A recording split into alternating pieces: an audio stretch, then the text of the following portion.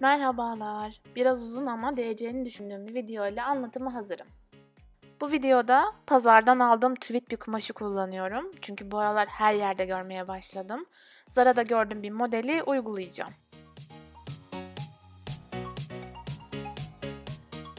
Sevdiğim dökümlü bir tişörtümü baz alıyorum. Mülaj kağıdımı serdim. Tişörtümü ikiye katlayıp yerleştiriyorum. İyice düzeltiyorum ki kalıbım düzgün çıksın.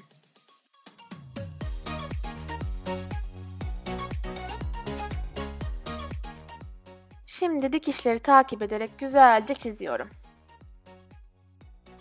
Bu arada kol başlangıç ve bitiş yerlerini, boyun başlangıç ve bitiş yerlerini belli olarak çizerseniz sonra tişört kaysa bile kolayca düzeltebilirsiniz.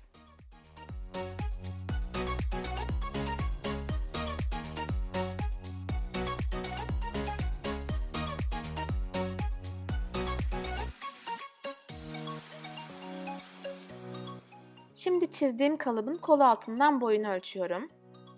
Kendi bedenimde elbisenin kaç santim olacağını da belirliyorum.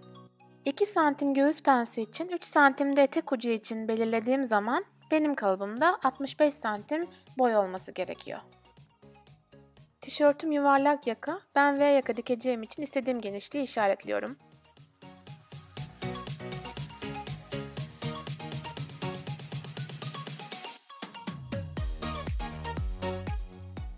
Bu çizdiğim kalıbı tişört boyutunda bıraktım. Kalan eksikleri kumaşı keserken ekleyeceğim. Unutmamak için de tabii ki not alıyorum. Kol altından 8 santim aşağıda, göğüse doğru 9 santim uzunluğunda, 2 santim de genişliğinde pens çiziyorum.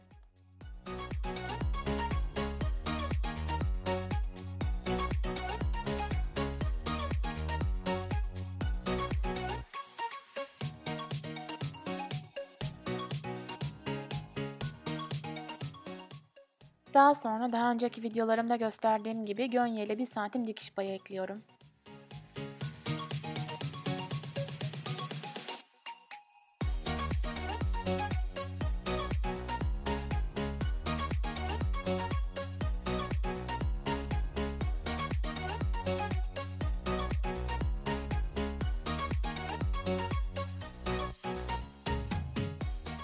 Aynı şekilde arkanın da kalıbını çıkarıyorum.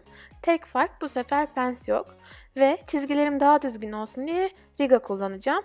Elle de yapılabilir bu. O kadar da önemli değil. Ben sırf size göstermek istedim rigayı nasıl kullanıyorum diye.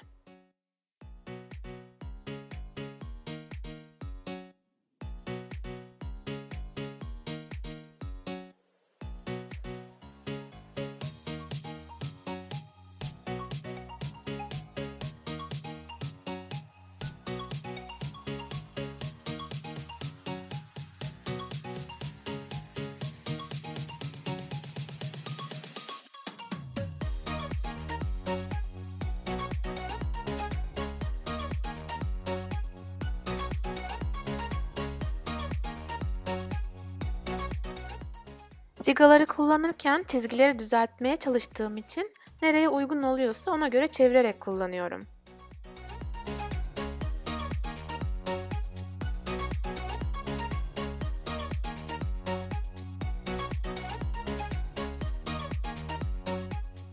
Yakada oynama yaptığım zaman ön ve arka omuz uzunlukları aynı kalmış mı diye kontrol ederim. Eksik varsa tamamlarım.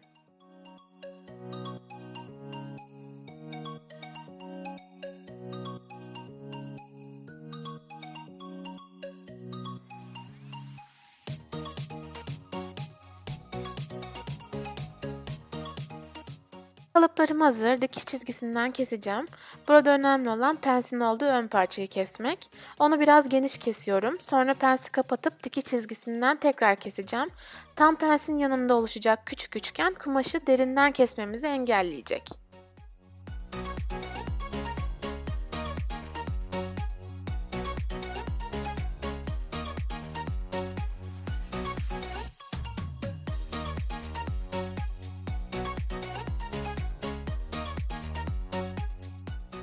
Sıra geldi şimdi kol kalıbını çıkarmaya. Ben en çok burada zorlanıyorum. Mülajın altına kalın bir kumaş serdim. Halıda da yapılabilir bu. Tişörtün bir kolunu iğneleyip düz üst kısmını kağıda hizalıyorum. Dikişin üzerinden iğne ile delerek mulajda delikler açıyorum.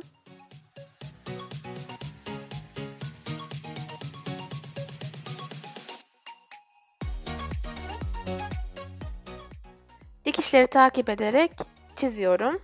İki tarafta da aynısını yapıyorum.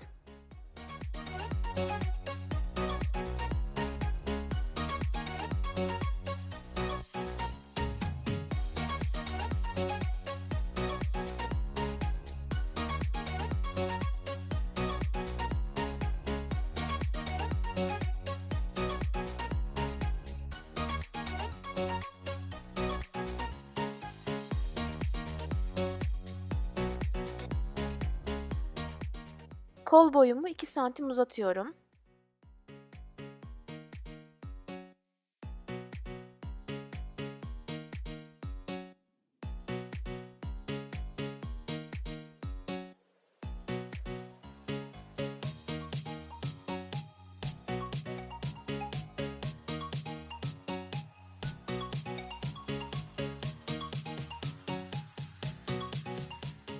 Bir santim dikiş payını da unutmayarak çiziyorum ve üzerinden keseceğim.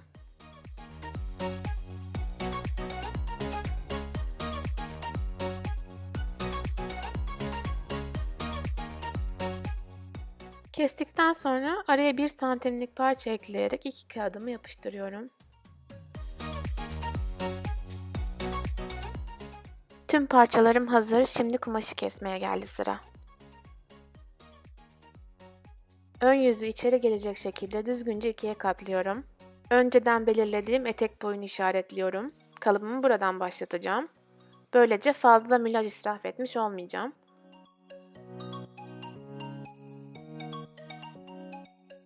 Baseni de ölçerek son defa kontrol ediyorum. Sonradan sıkıntı çıkmasın.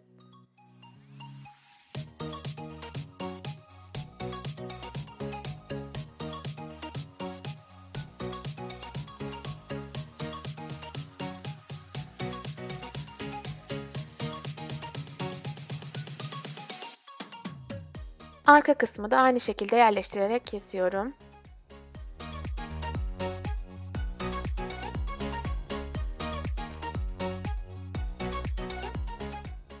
Ve tabii ki kolları da 2 kat kumaşın üzerine yerleştirip kesiyorum.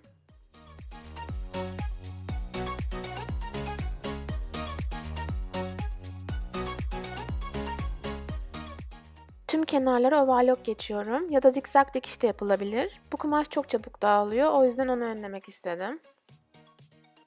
Penslerin yerini bir kere daha belirliyorum ve çiziyorum.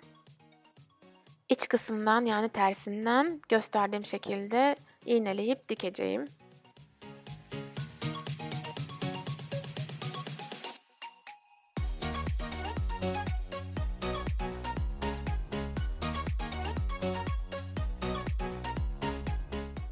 Yine tersinden omuzları da birleştiriyorum.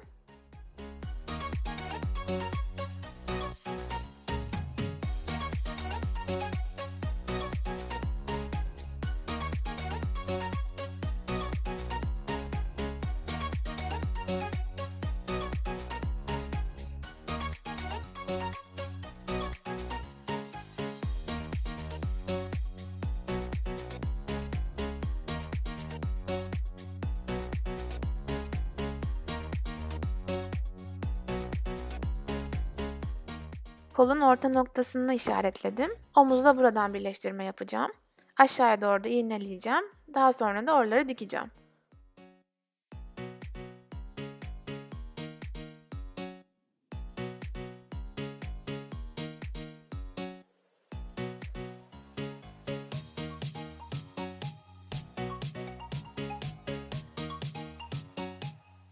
Kolun bedenle birleştiği dikişleri referans alarak iğneliyorum ve koldan aşağıya doğru tüm bedeni dikiyorum.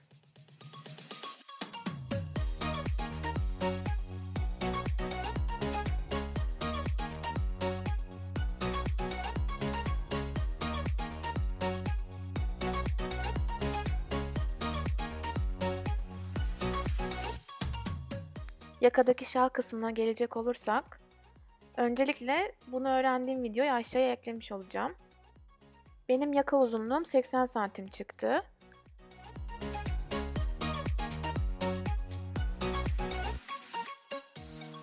80'e 10 santim tela, 170 10 santim de şifon kesiyorum. Telayı şifonun orta kısmına yerleştirip ütülüyorum. Telalı kısım dışındaki tüm kenarları istediğim modelde verevine tersten dikiyorum. Düzüne de çeviriyorum.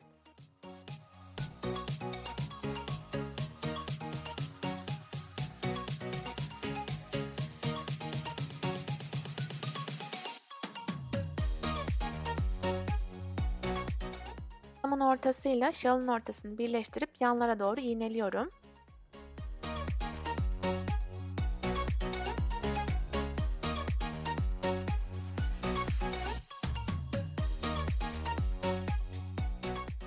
Bu kısım kemer takma tekniğine benziyor. İğnelediğim yerlerden de dikeceğim.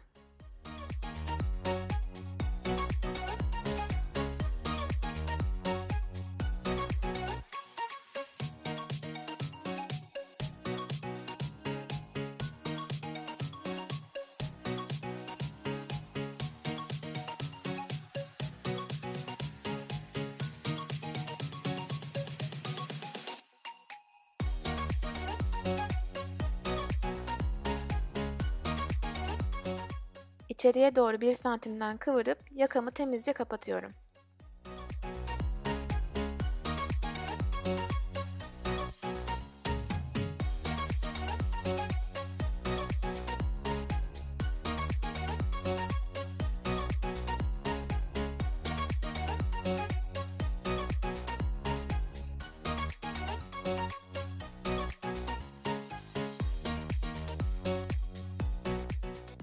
Sırada süs ceplerim var. Yerlerini belirliyorum öncelikle.